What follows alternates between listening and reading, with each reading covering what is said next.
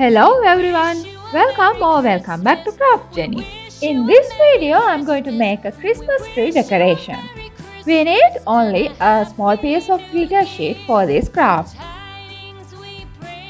We need to cut the square dimensions as 6 cm and a rectangle dimensions as 6 cm by 1 cm.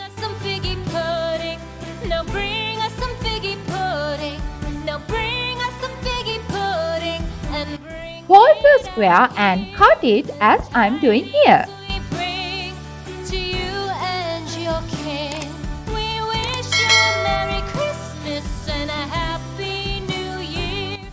Now we can attach the two edges with the rectangle we cut with some glue.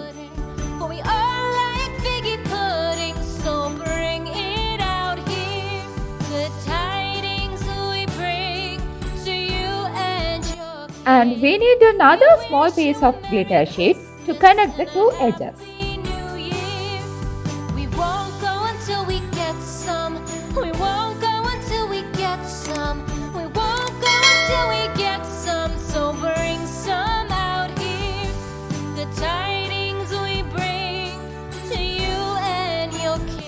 Finally, you can decorate this with anything, pearls, queens, or anything you like.